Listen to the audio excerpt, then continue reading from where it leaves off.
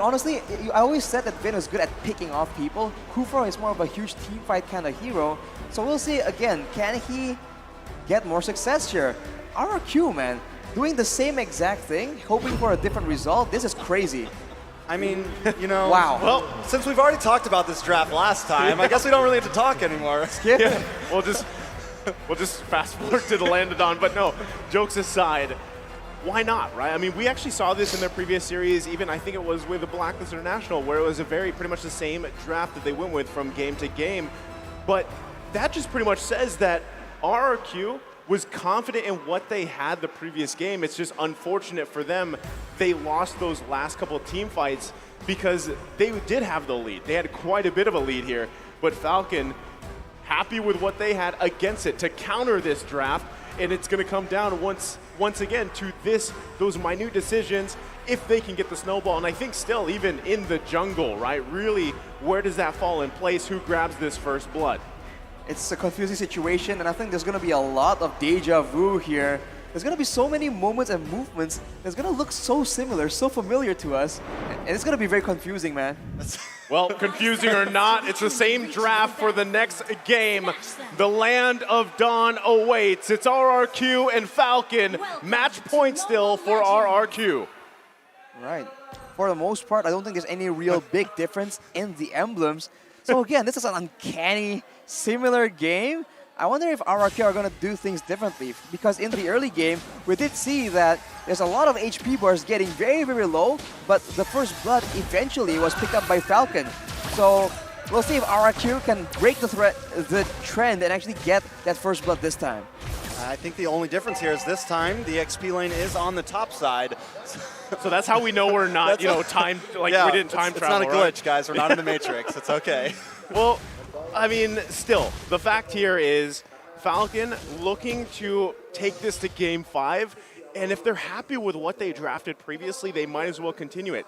I think the biggest thing here for Vin specifically is to be a little bit more cautious on those initiations, but if you want to just take that risk, go for it. You do have, that match advantage too, but still, I feel like even R7, right, going against Yellow Flash, notice the difference too. Yellow Flash running with a flicker instead of the sprint like we saw previously, he makes it work, right? But I do think that Falcon has this draft figured out for now. But we can already see the presence from both teams now, but I got a feeling they may take it a little bit slower than what we've seen in the past. Not as aggressive in this first 2 minutes. Well, we have to see. I mean, R7 already doing so much better against the crew here. So small differences, but for the most part, I think we can see the big bulk of difference coming in as far as the turtle fight is considered, right? Because for both these teams, they definitely want to go aggressive towards that turtle, and I think that's where we're going to see the decisive moment in who gets the early game. Well, turtle now spawned here. Both junglers in position, half health. R7 trying to clear that lane as well to get here with Clay. Vin making his way as well. Naomi also getting that level 4 available. Who takes it? Cannon's in a very bad spot in between 3 members, but finally Falcon is here to help. Clay finds the turtle. Ken, stuck against the wall, will go down. So that is a first blood for the side of RRQ. Yellow Flash sitting on top of R7, wants to find revenge for his team. Will succeed in that one, so it's a 1-for-1 trade, but Turtle goes to RRQ. The first blood goes to RRQ as well, so already a change. Again, we're just being reminded it's not the same game, but in the mid lane, it's the same situation, right? Aggression, wave pushing, and I think the matchup we need to take a look at is also in that gold lane. If ZipX can still get a huge lead in the early game, there's no reason why he can't replicate the same results of the previous game. That is something that RRQ needs to keep in mind, and maybe try and spend more time and resources to ensure that Skylar is the one snowballing instead. Well, check out this M4 stat here. Albert is the 3rd player to surpass 200 kills in M-Series, joining Chica Guys and Oheb. So Albert, obviously, I mean, everybody knows at this point, Albert is a incredible player, really a component here for RRQ to work around. But even as a team, I mean, I would say that RRQ in general, across the board, especially with, the way that they've refined their play style on the macro and micro level, everything is apparent. But in terms of aggression, the aggressive play style, they like to go at it. Ooh, Skylar taking a lot of damage. Ken doesn't want to let him go. Skylar able to be on my way, but Zigzaps has locked on. Vin goes down. They're going to look for it. Naomi in the tower. Nice hook. And they find him. That's 2 kills for the side of the Falcons. There's 2 kills, and RRQ has no real answer. The early game from Falcon, yet again, showing to be very, very strong. The Beatrix and the Franco being a very deadly combo. For RRQ, though, they're just trying to recover and still waiting for the next neutral objective. Albert is still farming pretty okay, but the longer he lets this go on, the more he is susceptible to getting taken out by the damage that is scaling from the side of Falcon. Wow, look at that. The bottom turret already chunked down. It's almost completely gone here. ZipX, similar like last game, he's having a pretty good time on this Beatrix as now they fight for the turtle. Yeah, Albert's going to take his time this time, along with RRQ. Look at Vin, cocking up, trying to land something. Does not land, though. Yellow Flash is on to Albert, though. Albert takes the turtle, and now it's a battle. In the middle, Ken able to take out Vin, but Skylar takes out Ken. It's a 1 for 2 currently. No, 3 members of Falcon down. Albert finds Yellow Flash in the final moments of that fight. RQ takes the advantage. That's a 3 for 2 for RRQ. They're able to get a huge combo going in, and of course with all the AoE they have in this early game, they got a bit of a lead. But later on, if they replicate the same kind of playstyle, remember ZipX will be out damaging Skylar unless he gets nuked in the initial engage before that. So that's something that RRQ needs to adjust once they go into the mid-game. Looking at the emblems right now, Demon Slayer for both jungles, nothing really too surprising, but with all the mages going Mystery Shop, both teams are trying to go for early game aggression. Well, Albert got that, right? And I mean, even looking at emblems, looking at items here, the one thing that's apparent is why Fredrin is picked so often. You see that clump that Falcon really goes into when they're team fighting, especially around Naomi.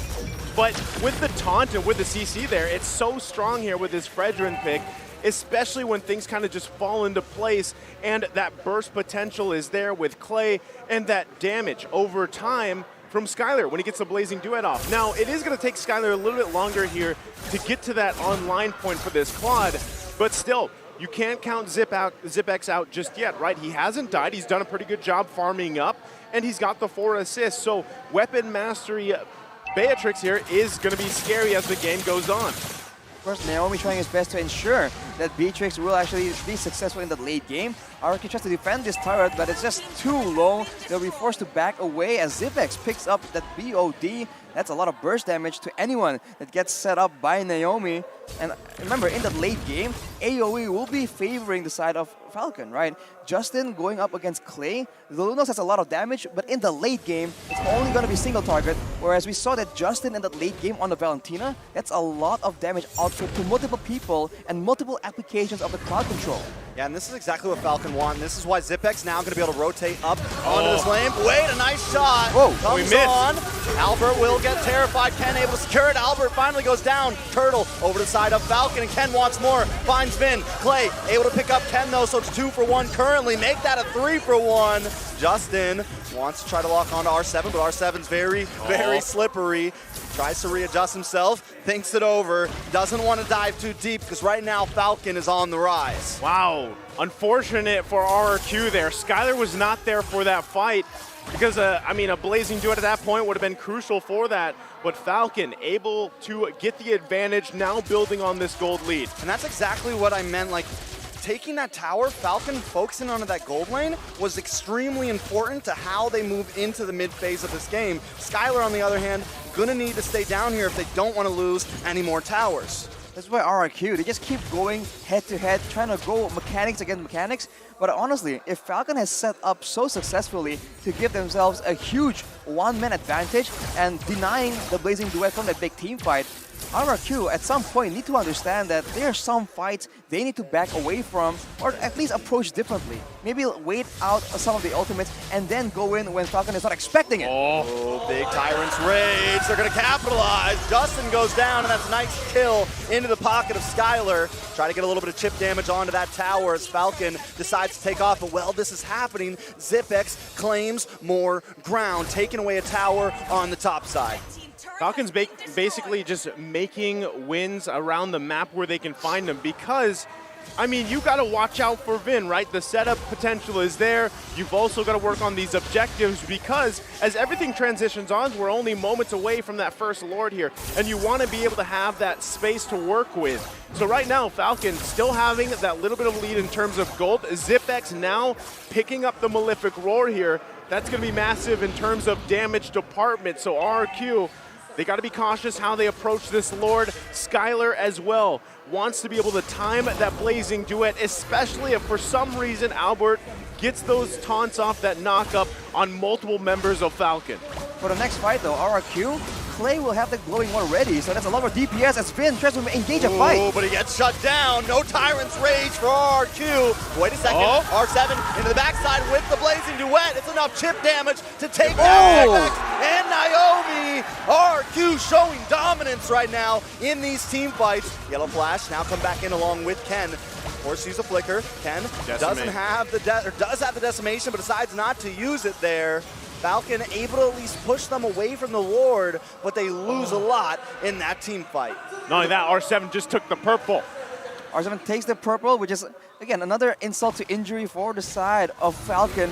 Unfortunate for them, this is what we've been talking about. R7 was able to go in towards that back line, and ZipX is not nearly strong enough to be a solo threat towards that Joy, and Finn goes in again. That was a beautiful cancel on that Tyrant's Rage. Falcon now may have a little bit of a possibility for this. It's a Lord battle. Wow. Ken takes it, but a couple members getting low. R7 found by Naomi. It's a beautiful hook. Then misses it. The outplay from ZipX is beautiful. Ken now going to try to move on to Skylar here. Push him back. RRQ against the ropes. That's a weird back and forth coming in from RRQ. And Vin, so desperate to find the knockup onto ZipX. It just wasn't working out. Unfortunately, as Nice mentioned, on the Kufra, missing the Tyrant's Revenge is going to actually leave you in such a vulnerable state. And ZipX completely took advantage of that. And for now, with all the members being so tanky, RRQ needs to find a different method of fighting aside from just picking off one of the tankier members. Maybe diving more towards ZipX and denying that DPS will work. I mean, we saw that successfully play out in the previous team fight. Well, right now, they've got to deal with this Lord on the top side. It is just the first one, so should be able to make quick work of it. Naomi, though, waiting for an angle if he can find one to get that numbers advantage. The tier 2 in the mid lane is going to go down here. Falcon full tempo mode here, 4K gold lead, and they're going for another turret. Definitely pushing the tempo for sure. Falcon trying to give everyone around the world a show right now, but we cannot count RQ out just yet. If you count RQ out, you've seen what they can do, man. They can be behind in gold, behind in numbers as well. It doesn't even matter. You need to take them seriously at every turn, and we've seen that in this game, at least, they found a bit more success in those big team fights. Of course, the next one wasn't that good, but they make adjustments on the fly. This is what they're famous for. So you can see that Falcon is still very much respecting the possibility of RRQ just coming out with a very unexpected play. They stick S4 just in case there's a death bush somewhere with 5 members from RRQ inside it. I mean, even with all that said about RRQ, right now, Falcon, you can say the same about them, right? I mean, they work really well with this gold lead, and they've been doing an amazing job at just protecting ZipX, and this was the case that they needed to solve when it came to Game 3 and now Game 4, right? ZipX had a great time farming up. He's protected well from Naomi and Yellow Flash, and they're going to push it down to the bottom side. Naomi lands a hook onto Skylar. That's a big pick. Falcon now with the numbers advantage. Going to try to push this lead. All damage off the board for RQ. R7 won't be able to do much against this lineup without someone else coming in. Minions now encroaching in onto the mid side. It does have a defense, so Vin tries to come in. Gonna get stunned, immobilized, but Albert does find the taunt onto Justin, but ZipX brings out the Beer's Passion. R7 will fall. Ken able to still rise up, gets a double kill onto Vin. Falcon backing off, but finds so much in that push. Justin still alive after doing all that damage, and with 3 members down, Falcon goes for the aggressive play. They might just go for the end here. They have the tools to make it happen. They're definitely going to try it. Brilliance comes out to dodge the hook, but Skylar back on the field. Going to need to be a little bit careful here. Even though he's behind, he still packs a punch. Lord back on the field. This might be a Holy Mary play from Albert. trying to get in position to even take this, but getting it locked down. Ooh, Zipex melting down Albert. Albert forced dash. No Hail Mary play here. Naomi was waiting. Sniper out. Locked and loaded. Lands. Oh! That's a lot of damage. Boom. This is huge for Falcon. I was waiting for a boom goes the dynamite, but just like that, Falcon securing another Lord, furthering that gold lead, and they are prepped and ready to go for this march into the base that could just bring us to a Game 5 here. RRQ is struggling so hard right now because even if Skylar wants to go in the blazing duet towards that back line, he can go with the Wind of Nature, but Justin is still doing an insane amount of damage as well, and that is what is denying him the chance to just shut down Zipex, and this Beatrix is just so much damage coming out from the side of the Falcons. Definitely a lot of damage. Vin trying to push out. Yellow Flash along with holding it. Lord will get melted out, but Skylar with the blazing duet. Not enough though. Ken still in the field. Vin will be the first to fall in this fight. Ken down as well. Clay finally finds it. Albert will be next. A double kill for Clay. Justin still looking for something. It's 2 for 2 currently, but Falcon maybe staying a little bit too long. Yellow Flash needs to be careful here. R7 and Skylar onto it, and that is a pause. Well, okay. Oof. That was heated. Not expecting that either, but I'm heated. yep. This heated match, and I gotta say, man, I was watching Yellow Flash, and you know, Skylar was working on him, but still, it was a 2 for 2 trade.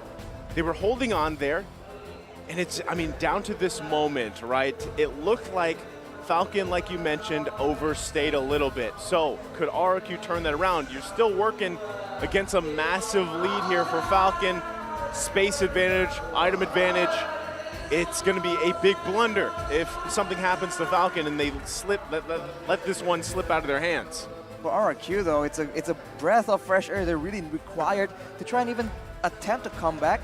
Fortunately, it all went to the hands of Clay, so now if they want to go for more pickoffs, definitely the Chaos Balls are going to do a lot more damage, so that is good, but would you rather have the kills in the hands of Clay or the hands of Skylar? Because right now, both of them have, I don't know, they are having an equally difficult time trying to get to that back line. And even R7, you see that Falcon has adjusted and they're using all their crowd control to ensure that R7 cannot get an easy dive in. At this point, if RRQ wants to try and get someone in the back line, someone towards Zipex, I think they're required to sacrifice someone to that bloody hunt. They have to pick either Clay, Skylar, or R7. One of them needs to take the crowd control. I feel like as long as Zipex runs free, he's going to be able to possibly carry Falcons to new heights right now. RQ, as we can see, there is a little bit of troubleshooting happening right now. Not the greatest time for that to happen, but it is still a heated match, as Nice who said. And honestly, I don't care who wins out in the best of 5 of this. I do hope that Falcon wins this one, because after these games, I want a full 5. Well, we're jumping back in after that little break here. And as we catch up, it is Falcon going to go ahead and retreat, regenerate, and get ready for the next objective push. Still, it was a 2 for 2 trade. Falcon having quite a bit of immortalities available to them as well. But still, like Arashi mentioned, RRQ's got to be able to solve the issue of Zipex, take out that impactful damage, and meanwhile, even avoid all those iron hooks that have been on point so far from Naomi. On that note, we saw that play in the bottom side where Naomi was able to hook Skylar despite everyone being in the same spot. RRQ need to coordinate and again, decide who needs to take the iron hook, worst case scenario if it cannot be dodged. But if you look at the items right here, R7 already adapting his build, going for the blade armor instead, ensuring that he needs, to survive just a bit longer, being that much more annoying for Zipex to deal with. But of course, with all the items completed for Zipex, including the Has Claws, there's a chance he can just out-sustain the damage coming in from a semi-tank Joy. Well, right now, Conceal Play going to come out here. I think they just want to avoid these hooks.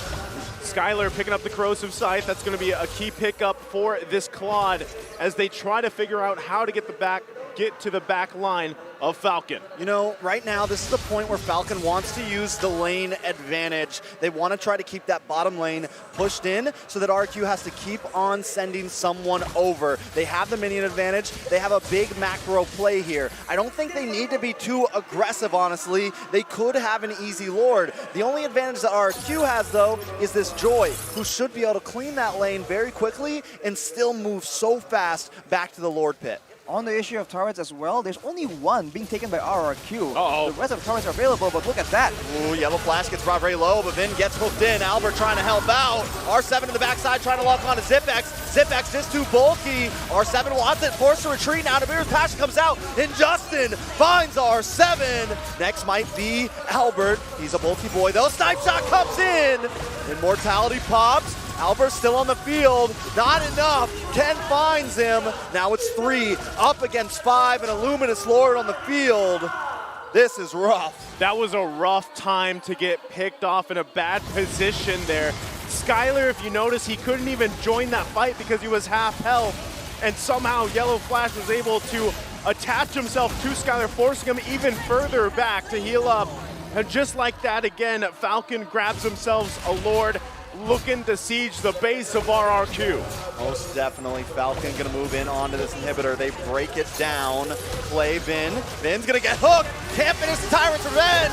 Will go down. Zipex picking it up. Skylar with the blazing duet though. Naomi brought low, able to get away with a sliver of health. R7 trying to help out, but Ken is now here. He has an immortality, so you know he's ready to go. Minions do land on. Lord has not spawned yet. I don't know if Falcon wants to push so deep, but they have a huge gold advantage.